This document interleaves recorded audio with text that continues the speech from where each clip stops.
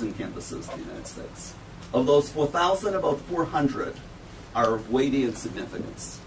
Of those 400, there have been a number of high-profile incidents that have taken place and should be a cause of concern.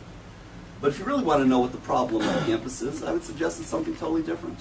It's not about hostility to Israel. It's about indifference to Israel. It's about ignorance of Israel.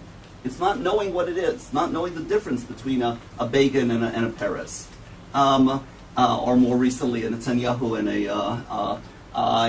and a Barak. It's that ignorance that is the problem. Ignorance leads to indifference, to not caring. Then the conclusion may very well be, why should America be supporting Israel? It's all havoc and chaos in the Middle East anyway. In other words, if you really want to make the case for Israel, it's not about hostility. It's about combating indifference, ignorance. It's about trying to introduce some wisdom and knowledge and scholarship. In other words, engage the campus as it's meant to be engaged, academically and intellectually, and much less with hysterical statements about the campus has become anti-Semitic. Frankly, we got an email from one of the top leaders of the American Jewish Committee, the so-called liberal enlightened Jewish organization. The email said, I would not send my daughter to Columbia because Columbia has become an anti-Semitic place. I went to Columbia. I studied at Columbia. I have my degrees from Columbia. I continue to enjoy positive relations with Columbia. The one thing I can promise you, I'm not saying Columbia is without problems, it's not anti-Semitic. Yet a respected American Jewish leader could draw that conclusion from what I call the hysteria within the Jewish community. And very last point is that if one is concerned about the place of Israel within American culture, the place to be concerned is the question of, will American Jews continue to make the case for Israel in a compelling way? And that assumes an American Jewish community that is knowledgeable, that is committed, that is secure and sure-footed in its pro-Israel mindset and in its Jewish identity. That I would not be so sure about in terms of the future. In other words, that the issues of assimilation, erosion of identity, of not feeling at all fully at home in one's Jewish context, ultimately may serve to be the real weak link in the American case for Israel. But that's the challenge we face in the years ahead. Thank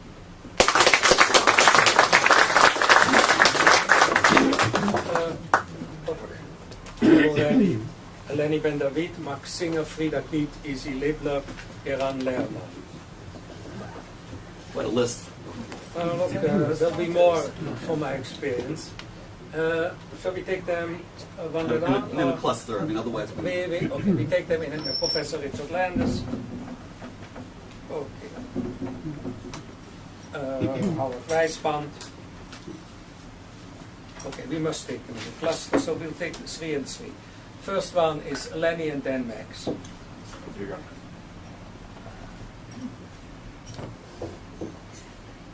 Steve, I want to thank you for an excellent lecture this morning. You put the Jut article in a context of there's nothing new under the sun, and indeed there is some historical precedents. I'd like to suggest that even the Walt Mearsheimer can be put into a historical context of articles, speeches, comments, policies that were heard in Washington coming from the likes of George Ball and William Fulbright.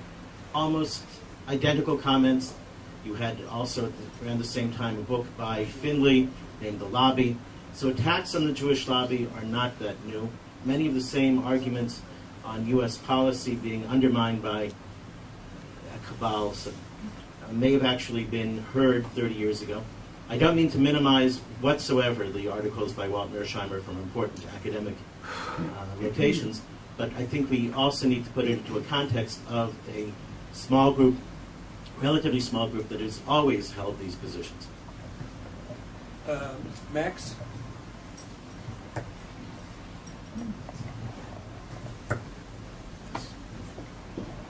It's a wonderful talk. I agree with most of the things you said.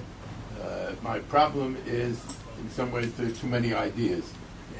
That the important issue that I thought we were going to talk about, and I think I need some help with, is it seems to me there is one thing which is new, in the Walter Mearsheimer. Not the issue of ideas, Israel's immoral, Israel's a mistake, all those things are ideas. But the special thing is the Jews are cheating on us Americans. They're pretending to advise America, and they're really representing Israel, and they have too much power as Jews. That's a whole separate question from the ideas. Obviously, if they convince people of that, it undermines our ability to get our ideas across. But it's that attack which seems to me, I mean, it's certainly not new in the sense that nobody ever did it before, but it seems to me that Walter Mearsheimer and the book they're coming out with and Carter may be bringing it to a new level, and that represents a new policy question. How do we feel about it? Is this a danger? Should we do anything about it? How do we react? Because answering ideas is not the same as answering the charge that you fellas are cheating. Frida, end of the first class. I don't have to stand up. You can see me. Thank you for a wonderful lecture. Just two very quick questions, not speeches. It was interesting to me that in your enumeration of the 4 points of the backing for Israel, you did not mention specifically the world of evangelical Christianity. Did you mean to include that in your general statement about America being a Christian country? I do have some personal knowledge of that world and am overwhelmed by its enormous, for whatever their reasons, enormous support for Israel. And my second question is, is there some sinister force behind the publicity given to Walter Mearsheimer? This is some kind of academic essay in some obscure magazine. Who or what turned that into, the number one flavor of the day? Okay, let me try to take the questions perhaps in reverse order. Very quickly, first, in terms of evangelical Christianity, what I did was, I didn't want to go into it in full detail on it because it requires treatment in and of itself. What I was saying is that America is a Christian society, meaning the reverence for the Bible, the Holy Land is the land of the Bible, the connection as a result of Jews to that Holy Land, that occupies a high position within American Christian culture. Now, the evangelicals within that are obviously a very important grouping. I suggested, I alluded to it without confronting it head on, is that this makes American Jewry somewhat skittish. Namely, that the Christians that they like tend not to be outspoken about Israel. Christians that they don't care for are the ones who are outspoken. Again, there's some level of naivete here, I think, inside the Jewish community that's worth thinking about. I think Professor Richard Landis has written about this very compellingly. Namely, that sooner or later people wake up to the idea that the Messiah is not coming. I don't know, it takes an awful long time, apparently, because he hasn't come for a very long time, but we still think he's coming, or he's about to come. But sooner or later, people do wake up to this. And when they do wake up to it, they ask themselves, why hasn't he come? And in this respect, the history of Christian messianism is littered with Jewish scapegoating. So again, I didn't want to go into it in great detail because it requires full-blown treatment. What I'm saying is the Jewish community, I think, is somewhat naive on these issues. There's part of the Jewish community that says we want nothing to do with these people because they're not like us. And the other part of the Jewish community is saying that let's embrace them because who cares what their theology is? That's their own private business. We don't tell them how to pray. We do tell them how to pray. That's another matter. But we don't bother them, and they don't bother us. Reality is that the relationship between history, politics, theology is far more complicated than most of us would prefer. Would like to see it in any case. The question about the sinister force, again, my guess is here again is that the Jewish community is projecting a great deal without. In the early days of the Walt Mearsheimer piece, again, I heard one Jewish community leader. I hope he regrets it today, but he said it was funded by Arab money. I said, "Where's your evidence for this? That's a pretty strong charge to make, unless you get something behind it." They wrote a piece. The piece did attract much more attention, I think, than anyone anticipated. If you asked me, people did ask me the day after the piece appeared, my reaction, naively and stupidly, was I said, it'll be forgotten in a few weeks. Who reads a London Review of Books? I was wrong. The piece attracted a great deal of attention, which indicates to me, and it goes to some of the points Lenny David mentioned earlier, which I want to go back to, is that it has more traction in elite, influential intellectual circles than most of us would like. Now, is Farrar, Straus, and Jerome making a mistake by thinking that it'll become a popular bestseller? That remains to be seen. But essentially, their judgment that this has a certain resonance and is something that's going to be worthy of attracting a great deal of attention, so far seems to have been validated. So that's the sense of sinister forces. If there are any, I haven't seen them. What I do see is that this is giving voice to a point of view that is very, very, very dangerous, very negative, very bad, and does need to be combated. But the way of doing so is not by saying it's sinister forces or anti-Semitism. The point raised here about is the Walt Mearsheimer piece articulating a new theme in saying that the Jews are deceiving us. They claim to be Americans. They're really acting as Jews. Again, here I tend to agree with Lenny David in his early comments. We've heard this before. I'll come back to his point in a minute. But the charge of dual loyalty does have a long history, and it does go back at least to 1948. Look, Secretary of State George Marshall, one of the most esteemed figures in American politics, argued in the spring of 1948, America should not recognize Israel for 3 reasons. Number 1, it will be damaging to America's oil interests. Number 2, it'll cause a war, and there'll be an awful lot of people killed, and the Jews may very well lose. That was his considered military judgment. Something not to be trivialized, because the man was of enormous eminence. And number 3, that it will endlessly embroil America in the disputes of the Middle East. Now, that was a point of view, and we don't regard Marshall today as being anti-Semitic. We revere him for the Marshall Plan. Thank God for General Marshall. Thank God he was wrong, but he's not considered a figure that is sinister or conspiratorial. This is a point of view that has had a good deal of resonance over the years. Now, without question, in the 1950s, American Jews internalized the notion of double loyalty almost ad absurdum. In other words, they were incredibly sensitive to it. Henry Kissinger, not my favorite political theorist, but political activist, but he said it quite bluntly. He said, American Jews, like other Americans, have multiple loyalties. There's nothing un-American about that. In other words, again, American Jews hear the specter of double loyalty, and they get incredibly skittish. The answer to it is that other groups, the greatness of America's pluralism, is that it allows room for a great deal of collective minority politics.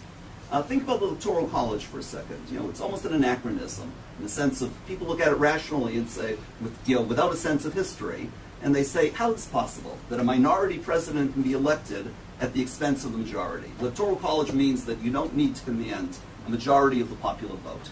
So people look at that and they say it's an anachronism. This represented a period from the 1780s when they thought only the best people should be voting, the members of the Electoral College.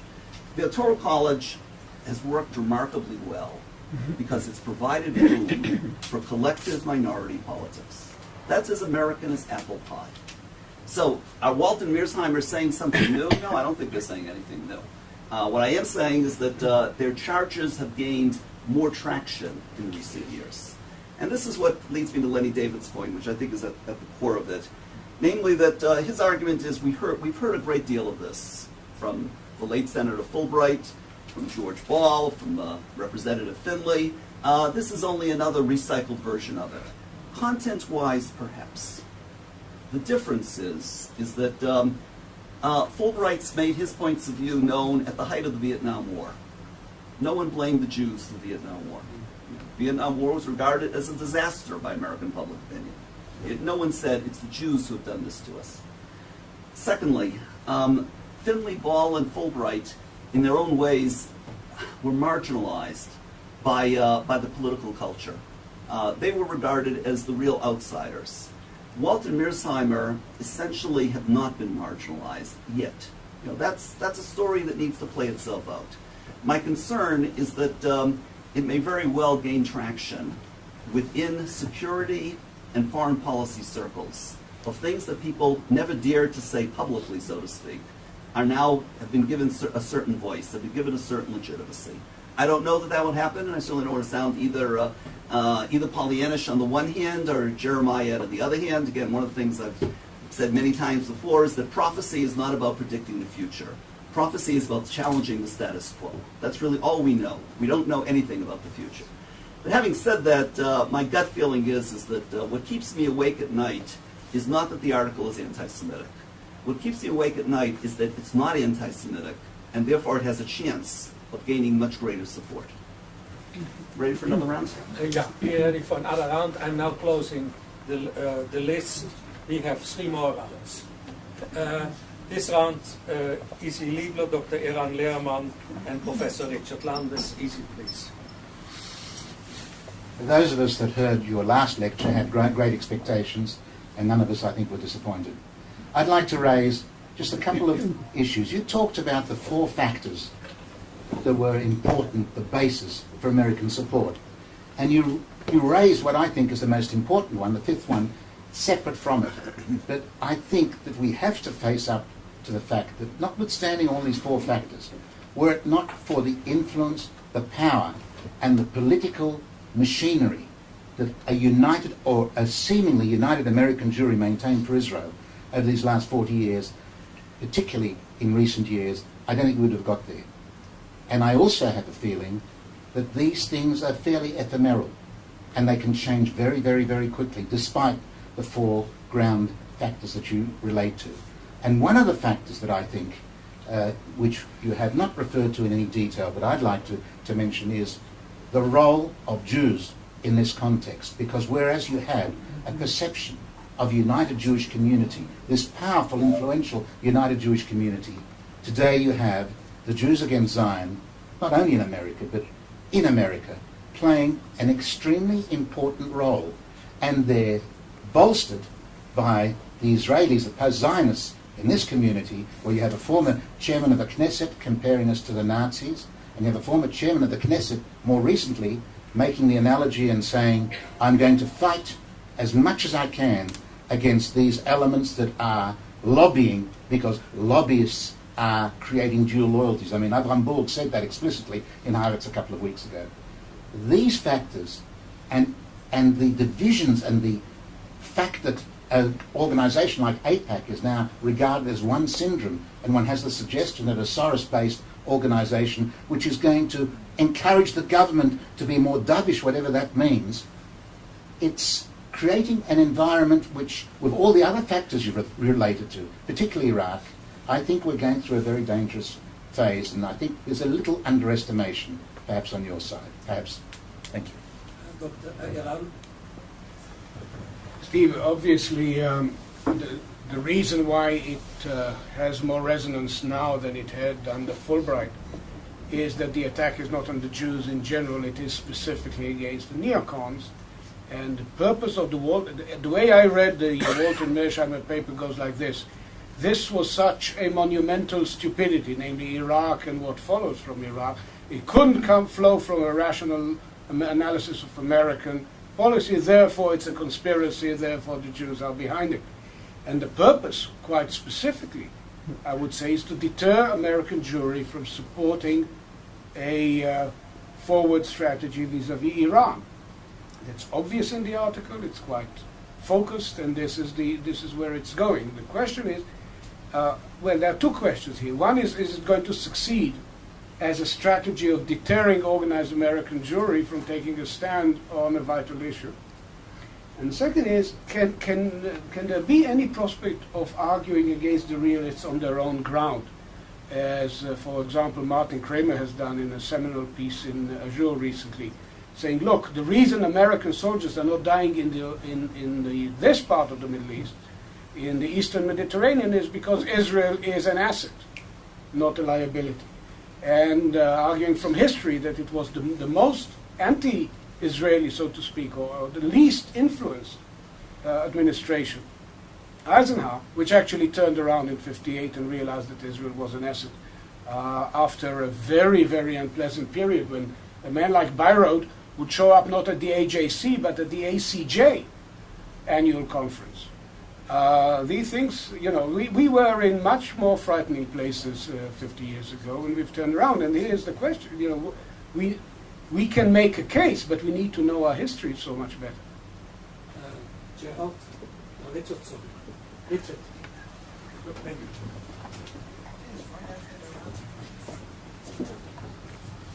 Thank you, and Steve, thank you also for quoting me on the stuff about the Christian prophecy. It's one of the hardest things for people to get.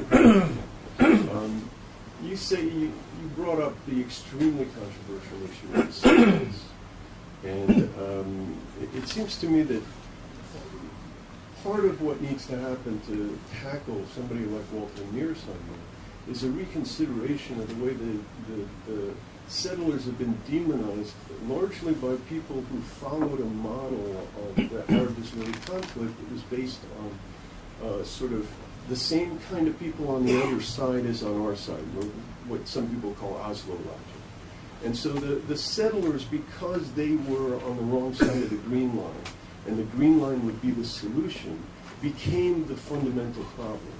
And now that, as for instance recently we see Ya'alon saying, this logic really didn't hold, it might be time to reconsider the way in which the settlers have been placed in this position, which, as you point out, is now in some senses spreading to America and becoming the voice that Izzy Liebler was talking about, the voice of this Israel, and particularly the settlers in Israel, is the embarrassment of American Jews. And so the real problem is that all of that is based on this presumption that needs to be examined, which is that somehow a Palestinian society, a Palestinian nation, can't tolerate Jews and shouldn't have Jews. And they have a right to demand that all the Jews leave this territory in order for them to have their state, which draws attention to the fact to how far they are from statehood. Okay, let me again go a little bit backward. Richard Landis raises the, as he put it very well, the very controversial issue of settlements and how they are treated inside American public opinion. My point, Rich, is a bit more modest, and it's very simple, and that is that Americans don't understand. They say, why? To what end? To what purpose? If you pressed your case, they would say, of course, Jews have a right to live anywhere in the world. I have a right to live in Harlem. Why don't I live in Harlem? In other words, the question is not one of saying, let's elevate in principle the notion of areas of historical homeland that need to be Yud and Rhein. The question is to what end? Why? To what purpose? And in that sense, it's not a matter of the demonization of settlers per se, which I fully agree with you at times takes place. But the core underlying issue is not about the demonization. The core underlying issue is, why is this being done? Why is this happening? Now, that's the thing that the Americans don't get. The American government, by the way, has never really gotten it either. In other words, that I think if you trace the history of American support for Israel going back to Lyndon Johnson, the idea of settlements was something that was seen as, at best, as ambivalent terms. Essentially, there was a long argument for a long time, a totally needless argument, I would say, in retrospect, of are settlements legal or not. The issue is not legality. The issue is the wisdom of it. And that, as I say, that debate continues. And Walter Mearsheimer on the one hand, and Judd on the other hand, for them the settlements is an incredibly powerful weapon that they're very quick to utilize. My colleague Aaron Lerman raises some, I think, some very serious issues about. This is, on the one hand, an attack on neoconservatives, who are heavily but not exclusively Jewish, and on the other hand, the question is it such a strong attack that it will deter American Jewry from advocating positions in the future? I think those are two excellent points, Aaron. Just a couple of observations. If I were to critique the article, obviously I critique the article, but if I were to engage your questions about it, what I would say is that these men are frankly blinded by their opposition to the Iraq War. In other words, that so fierce is their opposition, which I understand in terms of other issues, that they have then fixated upon the neoconservatives as the agents of the war and identified that with the Israel lobby. My comment would be severalfold. Number one is that You cannot equate pro-Israel opinion with the neoconservatives. They're one aspect of it. Nor are the neoconservatives completely homogeneous on the question, nor are they homogeneously Jewish on the question. But what seems to be driving this is this very strong animus against the Iraq War, which, again, I understand where it's coming from. The question is how determinative it should be in terms of overall American policy towards Israel and the Middle East. It does remind me a little, to offer one historical parallel. In 1968, I was a student in a political science class taught by a very conservative professor, a well-known supporter of the war up until 1968, and I'm convinced at the end of his days he voted on the right-wing side of the ticket. But what he said to us in class on the morning of the election between Nixon and Humphrey, he said, irrespective of who wins this election, they will have to end the war. Why? Because America no longer has the desire, the support, the will to persevere in that. Notwithstanding all the differences between Iraq and Vietnam, my suggestion is we're pretty much in the same place. And in that respect, the challenge for the future is, can America bring this to some sort of conclusion and then get on with the real serious agenda, which is all the issues that you raise. And that's going to be a real challenge. As far as it will deter American Jewry from taking positions in the future, again, I don't know what the future will bring. I know history has its own share of surprises. What I do see, which is the good news about American Jewry, is that you're talking about an assertive Jewish community that continues to be willing to stand up. Does it get skittish at times? It gets skittish at very many moments. The question is, how long does the skittishness last for? How sustained is it? Now, here, one thing about American minority politics is that American Jewry has been outspoken on these types of issues for many, many decades. I have every hope that they will continue. My fear is that they may not continue, not because of the sense there are too many enemies out there are too many Waltz and Mearsheimers. My fear is they may not continue because they may not care that much. In other words, it's the indifference towards Israel that's the real problem. That's the underlying issue. And this leads me to the issues raised by Izzy Liedler. Essentially, he's correct in saying one thing I do want to underscore completely, is that what sets America apart in terms of foreign policy issues regarding Israel, I'm convinced, is the presence of a strong, powerful, vocal, vital, and committed American Jewry. That's the critical ingredient. It sets America apart, I think, from every other diaspora.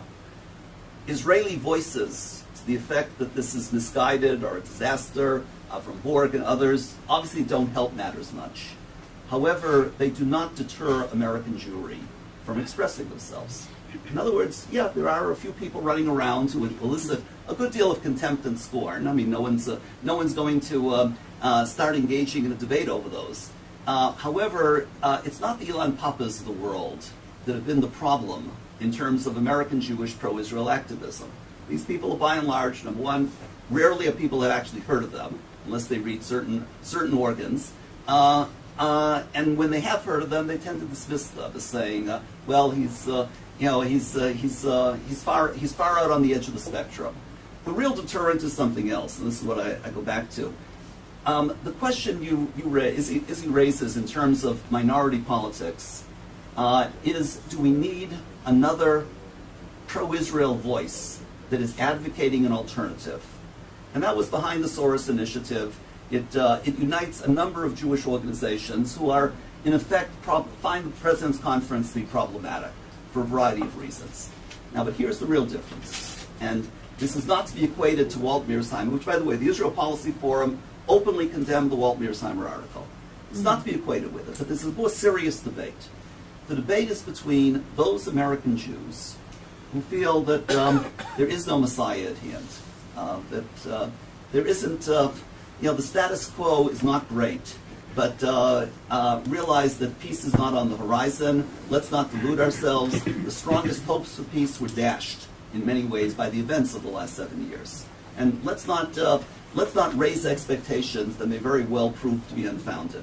That's the view, I would say, of the President's Conference, which is that of a sort of a go-slow policy, and says, let's be 2 steps behind Israel rather than 2 steps ahead of Israel. The alternative view is as follows, is that only America can deliver the parties. America does not act to deliver the parties because the American Jewish community is pulling America back from the brink. In other words, the alternative view is that only a strong activist American administration, unlike the Bush administration, will be able to deliver the parties. Now, my response to that is several folds. Number one is that I have never inclined to the George Ball view of save Israel in spite of herself. I think that's up to the Israelis to do. Number two is that we did have the Clinton administration, which spared no efforts in trying to bring the parties together, and they failed. And number three is that what I find problematical with Messianism in general is that it tends to ignore the facts on the ground. In other words, you can talk this way in the privacy of your libraries all the time, and it's wonderful. You should continue to talk that way. However, when you start saying, let's have a strong American role, you're making assumptions about what will happen on the ground that may very well prove to be unfounded. Third before last round. Howard Weisbank, Judge Gabriel Bach, Professor Gerald Steinberg. Howard? Hi, Steve. A couple of questions tied together. In April, you wrote on the same subject in the Jewish Week. Your approach in that piece, which I remembered and went back and reread, was that it was a more objective approach. Quite a list. Well, look, there'll be more from my experience. Shall we take them one at a time? In a cluster, I mean, otherwise we take them in Professor Richard Landers. Okay. Howard Weisbank. Okay, we must take them in a cluster, so we'll take the 3 and 3. First one is Lenny and then Max. There you go.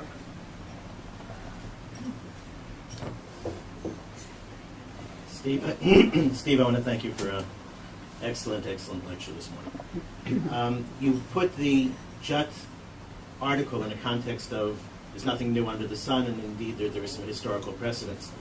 I'd like to suggest that even the Walt Mearsheimer can be put into a historical context of articles, speeches, comments, policies that were heard in Washington coming from the likes of George Ball and William Fulbright.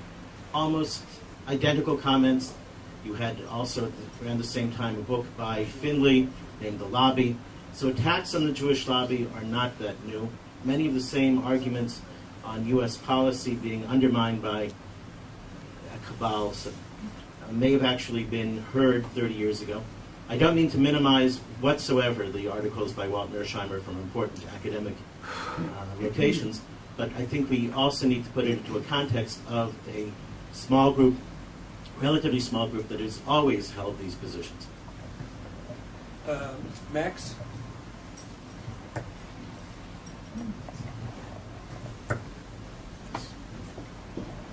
It's a wonderful talk. I agree with most of the things you said.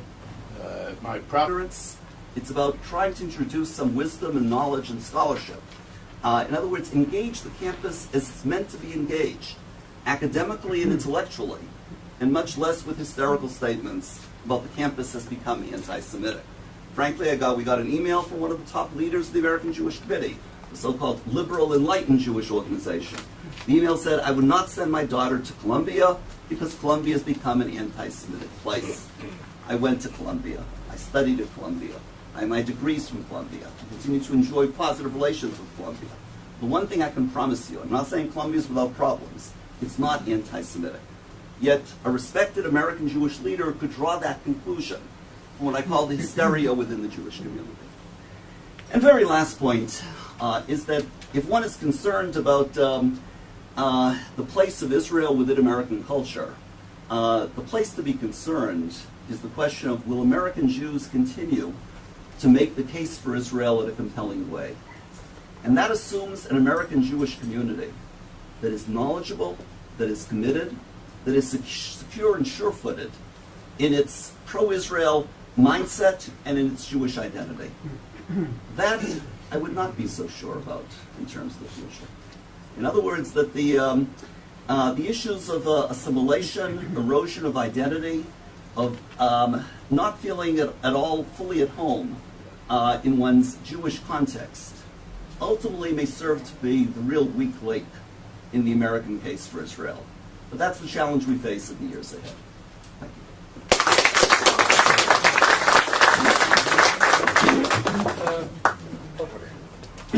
you. Eleni Ben David, Max Singer, Frida Kiet, Izzy Libler, Eran Ler. In campuses in the United States. Of those 4,000, about 400 are of weighty and significance. Of those 400, there have been a number of high-profile incidents that have taken place and should be a cause of concern. But if you really want to know what the problem on campus is, I would suggest it's something totally different. It's not about hostility to Israel. It's about indifference to Israel. It's about ignorance of Israel. It's not knowing what it is, not knowing the difference between a Begin and a Peres. Or more recently, a Netanyahu and a Barak. It's that ignorance that is the problem. Ignorance leads to indifference, to not caring. Then the conclusion may very well be, why should America be supporting Israel? It's all havoc and chaos in the Middle East anyway. In other words, if you really want to make the case for Israel, it's not about hostility. It's about combating indifference, ignorance.